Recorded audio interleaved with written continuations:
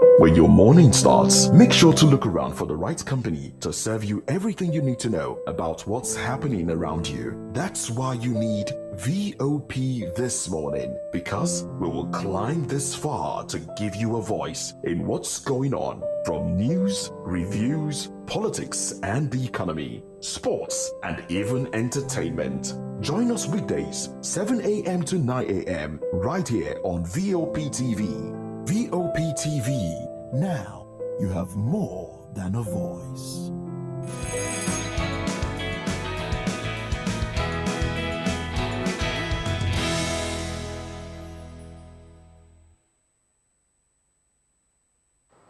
A very good morning to you this beautiful Wednesday morning right here in the city of Lagos where we are broadcasting from. It is VOP TV, and of course this morning it's VOP this morning. My name is David Edwin. What a beautiful day it is, and yes, I'm not alone. The rest of the gang is here. A very good morning to you guys. Good morning, David. Good morning, Mr. Well, good morning to you. Good morning, David. Good morning, Chisom. A beautiful day indeed. Nigerians, welcome to another news of explosions, whether it is I don't know, maybe gas, bomb, detonators, whatever it is. Nigerians basically just woke up to, and one wonders when will all of this end, because we're talking about the explosion in Ibadan. Yeah. Yes. Now, some reports came out that it was a gas explosion. We have another report that said it was from miners who kept detonators somewhere and it went off. So there is conflicting report as to what it was actually. But anyway, we do hope we find answers. Well, good morning. I am Moses Humphrey. All right, it's a beautiful morning, like I said earlier, and we'll definitely be doing everything we need to do this morning to make sure that your morning is that very, very beautiful one. Well, of course, we would definitely serve you breakfast. Information, literally, is what we'll be doing this morning. And of course, we have with us our guest analyst this morning, a lawyer, and of course, a public affairs analyst. I'm talking about Barrister Darlington. A very good morning to you, sir, again. Good morning, David and the rest of the crew. Good morning, sir. Yes, and happy Wednesday morning. Yeah. Same to you. You're looking sharp, Mr. Darlington. Yes. As always, isn't it? As always. Thanks for the compliment. All right.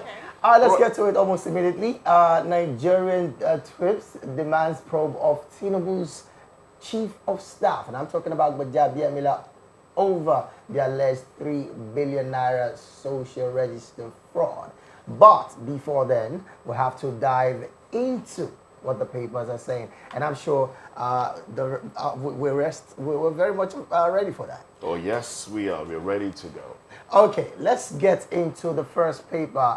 Well, Chisom, you want to help us with that? Oh, yes. Let's start with Vanguard.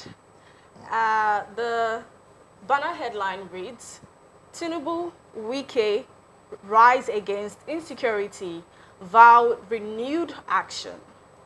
And underneath we have building destroyed as explosion rocks part of Ibadan. That's what we were talking about, right now. And federal government building fiscal resilience to reduce foreign borrowing. That's according to Finance Minister. And we still have palliative funds. There's a plot to link Baja, sources says. And Supreme Court judgment, don't throw Nasarawa into crisis. That's according to APC. And we have in sports, AFCON 2023, Nigerians should keep supporting US. Okay, Nigerians should keep supporting us. Trust Ekong begs. And we have NNPC should have privatized refineries before rehabilitation. That's according to Atiku. And 83 illegal refineries uncovered in 1 week. Wow. I prepared myself for probe Buhari. Interesting one there. Interesting one indeed. Well, there was a book launch. There was a book yeah. launch in his honor. Yes. Yesterday, talked about the Nigerian legacy. Yes. Apparently, he did a lot of things. Some the public may not have been aware of.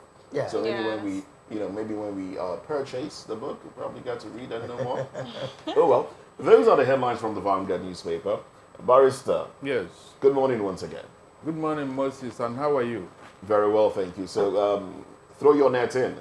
Let's fish. Let's start with the book launch. Okay. You want to go there? All right. Then. It's so sad. Seriously, so sad. Why so? You know, sycophancy, the greatest enemy of any leader is the sycophant that surrounds him. It was Joseph Goebbels that created the monster called Adolf Hitler. And you and I know the rest of the history.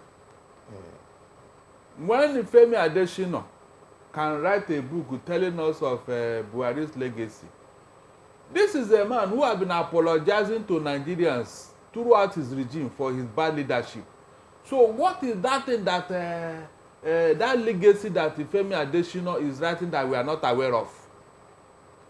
Moses, are you aware that sometime in 2018, elder statesmen in this country, led by Pa Adebanjo, they sued Buhari to court for 50 billion naira because they said that he's the cause of all the problem in Nigeria, including insecurity. Well, and he did apologize yesterday for hardships that he may have caused Nigerians. We are looking at the book launch. Yes, okay, for a man, launch, for a man who is apologizing, now I ask you, what is the essence of that book that Femi Adesina? Maybe he's looking for crowd funding, Abi, or what? I don't get it. What is that legacy of Buhari that anybody can go to bank with today? Even at the book launch, he was still apologizing. So I don't see the need for that. Those who assembled to launch that book are sycophants, because Tinubu told us that he met an empty treasury. National Secretary Advisor told us that they met an empty treasury. So who looted the treasury? The same man they are launching his book. You can imagine. So what is the essence of the book launch? You can see Nigeria and their contradictory lifestyle, especially Nigerian leaders. I see nothing celebratory about that book launch. Nothing. They just gathered there to mock at us. After all the damage this man did, they are mocking at us, telling us which legacy? Legacy of insecurity. You and I know that it was even his policy of $200 that made this rascal to enter Nigeria. What rascal? This terrorists. Were you not here when he said that anybody that had $200 can come into Nigeria and he will be given visa at the point of entry? Buhari said it. You think that was and that was how they came in. A Katsina lawmaker said he went to our border with Nigeria. And what he saw baffled that he saw people trooping into Nigeria in camel with guns at night. It's one thing to say. They were coming in. It's another thing for those that have been authorized to do their job, not to do. We have border control, don't we? We have customs. We have those that are supposed to man the borders. Nobody told them to control we anybody. We have immigration at the borders. Nobody told them to control anybody. That's why have to they were be told, coming. But they were employed to do so. No, they were not told. If they were told, they would have taken action. They were not told. My dear, Barrister, what they I'm trying to understand something. What they tell you people are employed, is not what they do at the back. I'm sorry, please. When people are employed to do a certain thing, yes. Okay, we here have been employed to present this show. Do we now need the owner of the company to come tell us, oh, present the show? We've been employed already. If immigration, customs, and the rest of them that man the borders have been employed to man the borders, should they be told to prevent or allow certain individuals that are not qualified to be in the country into the country? You are trying to be naive here. No, I'm not trying to be naive. I'm trying to... No, you are trying to be naive. Look, what they tell you is not what they do. I'm trying to be objective. No. What they tell you is not what they do. If not, Nigeria will not be in this sorry state. My point here now is, when people have been employed to do a certain job, do they now need the presidency to still tell them to do their job? Of course. You didn't think Isn't that incompetency? No. If they're incompetent, they would have been sacked. If they are not doing it according to how they want it, the DSS man, Bichi, will not be in office by now. Okay, so if it is their body language. Yes, don't mind what they are telling you in the public. Okay. Look at what they are telling you behind closed doors. Okay, so if I understand you correctly, yes, you are insinuating that it is a fact, not insinuation. If not, why would they allow people who cannot even protect us to be in their position of authority? Especially this DSS man. He has never been aware of all these terrorists when they are planning whatever they are planning. We have never nipped anything in the bud. Buhari was to the extent that Abuja is now part of a terrorist enclave. That's an unfortunate one. Can you imagine? So how can you tell me that people who are doing this job, they are doing their job competently? Tell me. Okay. A president or people who are very, very concerned about it, they would have sacked all of them for incompetence. But all of them are still in office. So what do you want me to believe? No, you want me to believe that the president is not aware that these people are not competent? No, tell me. All right then. Well, let's dive into another paper now. We have the Punch newspaper, and the banner headline on the Punch here reads: Abduction epidemic. Anti-kidnapping protest holds in Abuja today as 10 suspects arrested. Tinubu vows crackdown on kidnappers. Agents of darkness. Abductors kill hotel barman. It's pathetic, to say the least. FG saves 8 trillion naira from subsidy removal. FX reform. Tinubu panel. Refinery. Dangote investors gain 1.2 trillion naira. Naira plunges to 1,300 to $1 at parallel market. Many feared dead as massive explosion rocks Ibadan. And that one also has the pictorial there. Now we basically talked about, we glossed over this explosion in Ibadan at the beginning of the show. The governor has come out to say that 2 people were feared dead, but reporters that were at the scene say they count at least 10 people that were reported dead and several others taken away injured to a hospital. And knowing exactly what the problem is, what happened, is the question on the minds of a lot of Nigerians. Was it a gas explosion? We hear a lot of explosions, and I was listening to a program on my way to work this morning, and a caller said, when it happens in the West, it is gas explosion. When it happens in the North, it is bomb explosion. We see we have, and that just took me aback, like, what exactly is going on? We have explosions rocking the country, be it gas explosion, be it bomb explosion, be it miners, detonators, whatever it is. These things need to be, looked at and brought to book. My opinion. Anyway, these are the headlines on the Punch. Which other one would you want to chime into?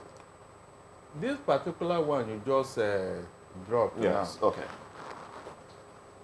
The governor said these are mining equipment that was mishandled, and the thing went off. That is what I'm talking from the governor's point of view. Good.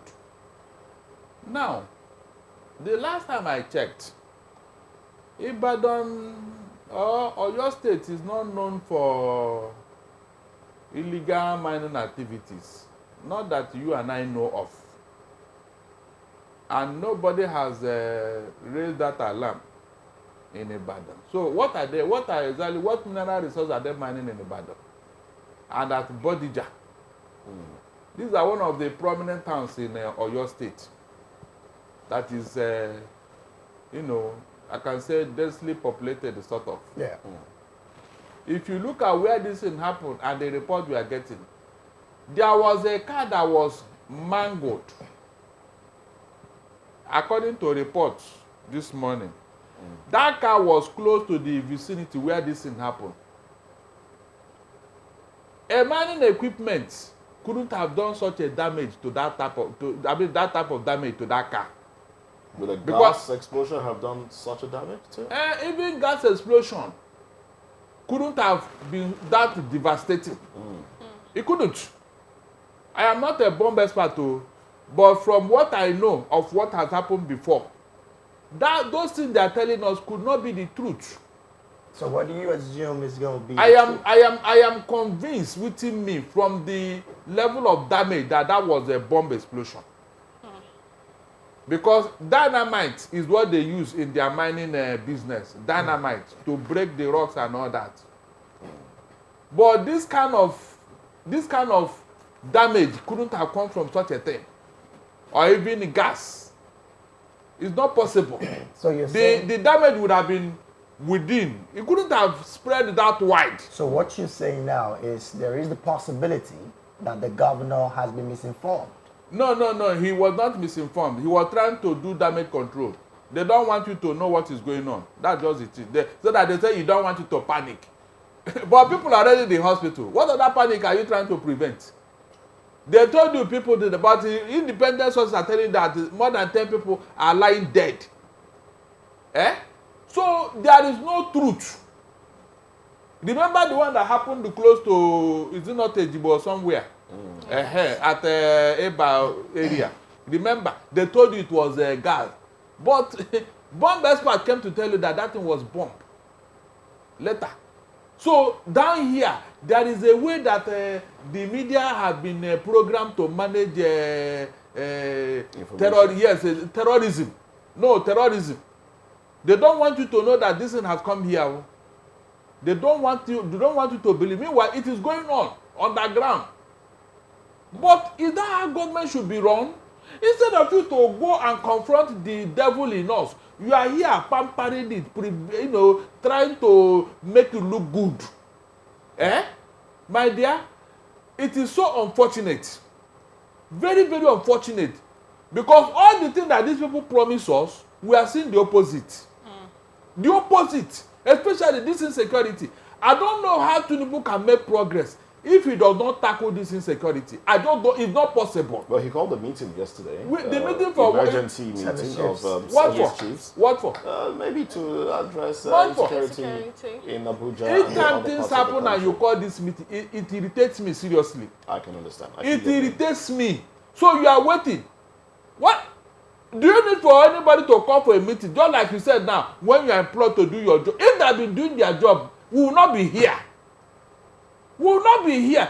DSS, State Security Service, they are supposed to know. In fact, if you cough in your bedroom, State Security Service is supposed to come and hear the sound and know whether it is for good or for bad. That is what they are trained for. What will be here? Terrorists will just stroll in and stroll out of Abuja. Stroll in and stroll out, and you don't know where they came from. You are not until they come for a meeting. You know what? We'll get deeper into this in the we'll course of never the hear the truth, though. You see this Ibadan thing. As long as the governor has spoken, that is it, though. That even if you have if they discover any other thing, it will be killed in the press. All right, let's get to another paper. Right now, we're just going to be diving straight into the Daily Independent. And the banner headline says NCAA, that is the Nigerian Civil Aviation Authority, to review minimum 6 aircrafts for intending airlines. Stakeholders advise regulators on how to stimulate aviation growth. Also, you have here on the front page of the Daily Independent, IGP asks DIG to coordinate upscaled security strategies nationwide.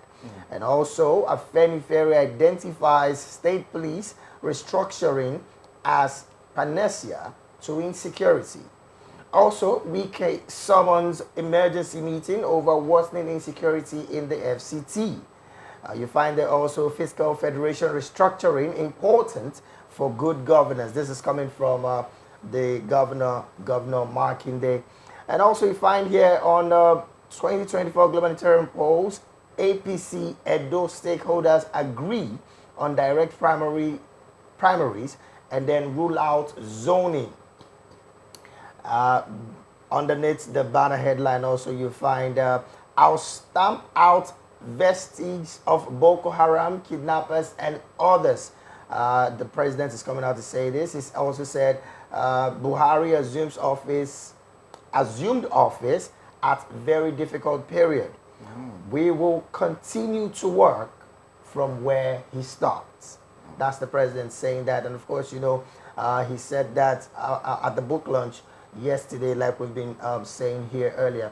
Above the nameplates, you find will keep records, expecting to be held accountable. Buhari is coming out to say this. And the next story there you find on top of the nameplate is Shell to sell its Nigerian onshore oil gas business for $1.3 billion. I beg your pardon. Barrister, Yes. This headlines seem to be quite interesting for me. Which would you want to jump on here? It's about Shell. Shell, because we have touched on the book launch where a lot of things were said, which I find so funny. Now, why would Shell divest when Tinubu told us that he's looking for Investors. FDI, investors? These are contradictions. Clear contradictions. If the environment is good, would they be doing this? You and I know the answer. That will tell you that all these things they are telling you is just word of mouth to keep you quiet. Not that they mean it. That is the meaning of all that I'm hearing. You can never wake up one morning and hear one good achievement that government have made that you can say, yes, you have a government. If a Shell leaves now, are you sure others will not follow? Because what they saw, other oil majors, they saw it too. They too are preparing to leave. Yes, now. So things are going to get worse. It's going to get worse. Meanwhile, they are telling you things are going to get, you are going to see Eldorado. Meanwhile, there's no Eldorado. You have not even started. Nothing on ground. All are talk. Yet no action. You can see how they will use insecurity now to tell you that we have been struggling with insecurity. It has made us not to achieve our aim. That is what they are going to tell you by December this year. When nothing is on ground, they will look for one excuse and tell you. But insecurity, isn't that enough reason for multinational companies to want to leave? It's more than enough reason. It's more than enough. The reason is in your economy. Look, if the economy is good, maybe the naira had value, the operating cost is there. I mean, is lowered. You have a tax rebate and all that. You can say, okay, let us continue while they are tackling insecurity. But nothing from insecurity to bad economy, to corruption. Where do you even start? All these things that somebody is telling you that they prepared themselves for probe. Look at the probe that is coming out from his ministers. Well, the VP, the VP is in Davos, attending a World Economic Forum and talking to the world about the opportunities inherent in Nigeria. This is another of those trips to clean up the image of Nigeria and also source for investors. It's just ceremonial. There is nothing. He won't come back with anything. And that's your conclusion. Have they come back with anything? Promises. When the president went, he didn't come back with anything. But he came back with promises. Oh, promises. Yes. Do you take promises to the bank? You don't run an economy on promises, so. Chancellor promised to put in some money in Nigeria's economy, in the oil and gas, gas in particular. They have promised you so many things. That is diplomatic courtesy. In order not to make you look bad, they will tell you, "Don't worry, we are coming. In fact, your economy is okay. We are coming. We will bet." That's what you hear, just to make you look good. But you know that in reality, nobody is coming. Even if you're a businessman, my dear, listen. Will you come to this economy? What will you be coming for? What is that thing? Is it that you have power? In 21st century, Nigeria is struggling with 5,000 megawatts of electricity for over 200 million people. Is that what you're coming for? Are you coming for this insecurity? Are you coming for corruption? Or what your courts are doing? No rule of law. Because these are the major things that any investor will look for. Because he's coming to stake his money. He doesn't want where he put his money. Tomorrow now, we won't call judgment on the other, he will lose his resources. So if these things are not in place, please, what are you coming to invest? Answer me. Well, I guess we'll get government to answer you in the so nearest future. That is the truth. We have been going to Davos, every time Davos. No, you are not wanted. One time in Davos. All right. Well, that's how far we can stretch the paper review this morning. Up next on VOP this morning, from the 3 billion naira granted to the suspended minister, several companies received contracts. This release has since sparked controversies and is being looked into by the anti-graft and presidential investigators. Details when we return.